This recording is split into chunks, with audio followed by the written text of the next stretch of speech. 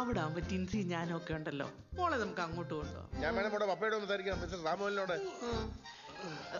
പപ്പയ്ക്കൊന്ന് വിളിച്ചു പറഞ്ഞിട്ട് വരാൻ പാടില്ലായിരുന്നോ? വിളിച്ചു പറയാതെ വരാൻ അധികാരം ഉള്ളവരാണ് ഞങ്ങള്. ഒരു കുടുംബം വെച്ചാൽ എന്താന്ന് എന്റെ വിചാരം? അല്ല അല്ല, ഇട്ടു പോയിട്ട് എന്നെ കൊണ്ട് പറയിക്കണ്ട.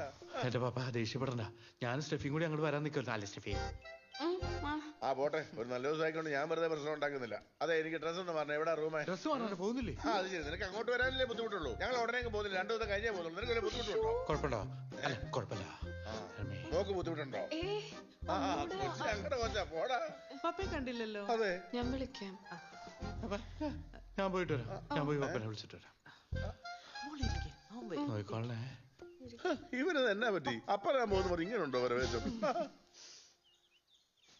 ഇവിടെ 2 പേർക്ക് താമസിക്കാണ് ഇത്രയും വെള്ളിക്കാട്ട് വീട് ഉണ്ടാക്കിയിട്ടേക്കുന്നത്. അവരാണ് കുറെ പഴയ സാധനങ്ങൾ കൂട്ടിയിട്ടേക്കുന്നു. ഞാൻ പറഞ്ഞൊരു വല്ല തെറ്റുണ്ടോ? ഇയാൾക്ക് ആക്രി കച്ചവടമായിരുന്നോ? ചുമ്മാ ഒരു കങ്കാരു. മുടിഞ്ഞ വെയിറ്റാ കേട്ടോ. മോയല. നീ വാ, ഇനിയോണ്ട് ഞാൻ കാണിച്ചു തരാം. ഇയാളെയൊക്കെ നല്ല സ്ഥലത്തോടെ